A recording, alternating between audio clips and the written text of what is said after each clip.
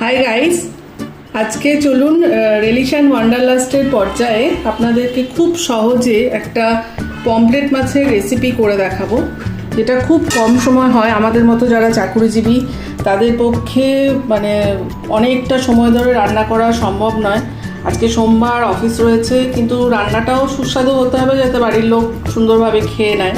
তো সেই জন্য আমি আজকে একটা পমফ্রেট মাছের খুব সহজে রেসিপি করে দেখাবো। তার জন্য আমি নিয়ে নিয়েছি পমফ্রেট মাছ। আমি ছোট করে কেটে নিয়েছি, যেহেতু মাছগুলো অনেকটাই বড় ছিল। এবং এর সঙ্গে লাগছে সর্ষে বাটা, সাদা সর্ষে বাটা। এর মধ্যে আমি নুন, হলুদ নিয়ে নিয়েছি। সর্ষেটা বাটার সময় আমি ওর মধ্যে দিয়ে দিয়েছিলাম একটু রসুন, 2 কোয়া রসুন এবং লঙ্কা, কাঁচা লঙ্কা একসঙ্গে বেটে নিয়েছি। সাদা তেল, একটু চিনি, অল্প একটু দই, লঙ্কা, কাঁচা লঙ্কা, লেবু এবং পেঁয়াজ। আচ্ছা, মাছটাকে আমি যখন মেখেছিলাম তখন এর মধ্যে আমি দিয়েছি লবণ, হলুদ, অল্প একটু রসুন বাটা এবং লেবু দিয়ে ভালো করে মেখে আমি মোটামুটি ঘন্টাখানেক রেখে দিয়েছিলাম। এবার আমি প্রিপারেশনটা শুরু করব। আমি প্রথমে এবার গ্যাসে কড়াটা চাপিয়ে নিচ্ছি। গ্যাসটা জ্বালিয়ে নিলাম। গ্যাসটা, কড়াটা গরম হোক। এবার আমি তেল দিয়ে দিচ্ছি, মোটামুটি 3 চামচ মতো তেল দিলাম। তেলটাকে আমি কড়াইতে তুলে নিলাম। এর মধ্যে আমি কাঁচা লঙ্কা ফোড়ন দিচ্ছি। যেহেতু মাছটা সরষা দিয়ে করব, সেই জন্য শুকনো লঙ্কাটার সঙ্গে অত ভালো যাবে না। আচ্ছা, আরেকটা বিষয়, এটা হচ্ছে আমাদের গাছের লঙ্কা, তো খুব সুন্দর সেন্ট লঙ্কাটা, এই জন্য আমি একটা লঙ্কাই ফোড়নে দিলাম, যেটা অনেকটা ঝাল।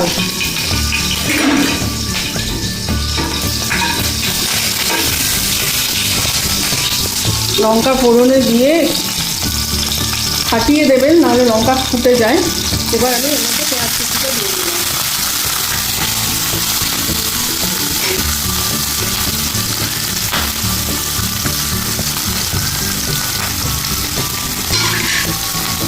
পেঁয়াজটা একটু হালকা ভাজা ভাজা করে নেব।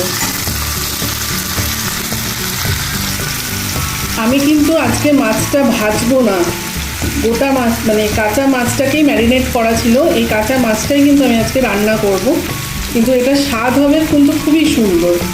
তো প্রথমে এটা পেঁয়াজ ছাড়াও করা যায়, পেঁয়াজ না দিয়েও ডাইরেক্ট আমি মশলা দিয়ে মেখেও বসিয়ে দিতে পারি।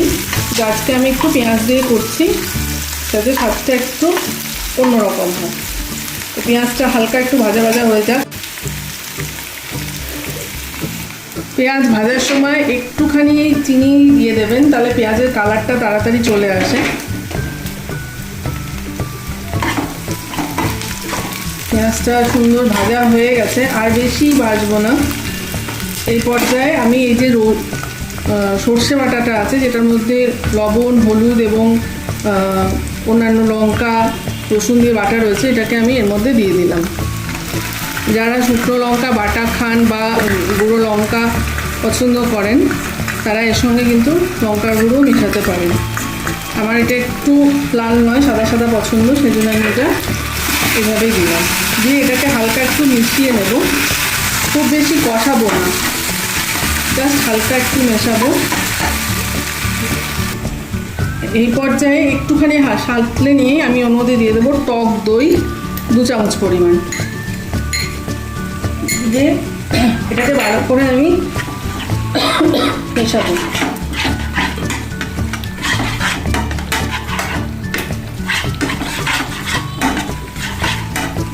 এবার আমি মাছগুলো এর মধ্যে অ্যাড করে দেবো।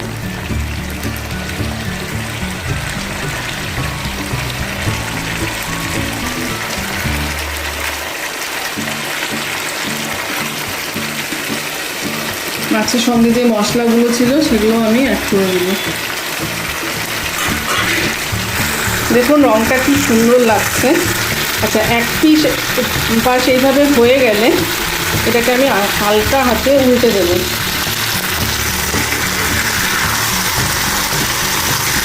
দুপাশে উল্টে করবো যাতে মশলাটা মাছের মধ্যে ঢোকে। এটা খুব শুকি মাছ, সেই জন্য খুব হালকা হাতে রান্না করতে হয়। সবাই জানেন এটা।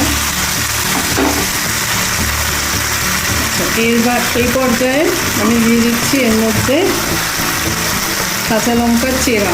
একটা আগে দিয়েছি এবং আমার লঙ্কা যেহেতু সর্ষের সাথে বাটা রয়েছে সেই জন্য আমি একটাই দিলাম, নাহলে বেশি ঝাল হয়ে যাবে। আমরা এর সাথে পেরি পেরি মশলাটা খুব পছন্দ করি, তো হালকা একটু পেরি পেরি মশলা দিয়ে দিলাম।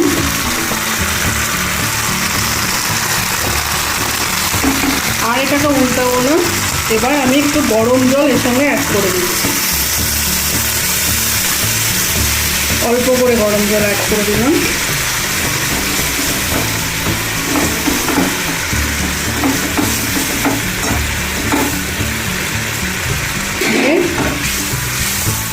এর মধ্যে আমি আরেকটু চিনি দেবো, যেহেতু দই দিয়েছি ব্যালেন্স করার জন্য একটু চিনি দিয়ে আঁচ কমিয়ে এবার ঢেকে দেবো। এই অবস্থায় 2 থেকে 3 মিনিট রাখবো, তারপর আমি দেখাচ্ছি। চলুন দেখি। মোটামুটি 2 মিনিট মতো আঁচে দেওয়ার পরে দেখুন সুন্দরভাবে মাছটা কিন্তু হয়ে গেছে, গ্রেভিটাও টেনে গেছে, মাছও সেদ্ধ হয়ে গেছে। যেহেতু এটা খুব শুকি মাছ, খুব নরম মাছ, সেই জন্য এটা হতে বেশিক্ষণ সময় লাগে না। তো এটা অলরেডি ডান। এইবার আমি গ্যাসটাকে অফ করে দেবো। অফ করে দিয়ে এর ওপরে আমি একটু লেবুর রস দিয়ে দেবো হালকা।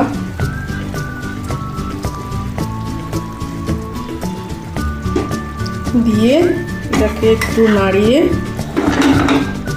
মিশিয়ে নিয়ে প্রয়োজনে আরও একটা কাঁচা লঙ্কা গন্ধের জন্য অ্যাড করে এটাকে ঢেকে রেখে দেবো। একবারে খুলবো তখন যখন পরিবেশন করব। আমার মাছ কিন্তু রেডি। এত অল্প সময় এত সুন্দর একটা প্রিপারেশন, যেটা আমাদের চাকরিজীবী মহিলাদের জন্য খুব পারফেক্ট। বাড়ির লোককেও সুন্দর খাবার পরিবেশন করা যায় এবং একইভাবে কর্মস্থলেও খুব কম সময়ের জন্য রেডি হয়ে যাওয়া যায়।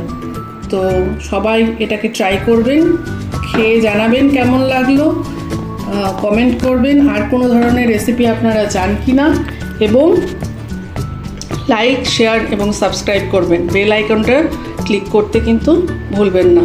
সকলে ভালো থাকবেন, কমেন্ট করবেন। আবার দেখা হবে নতুন আরেকটা রেসিপি নিয়ে। টাটা।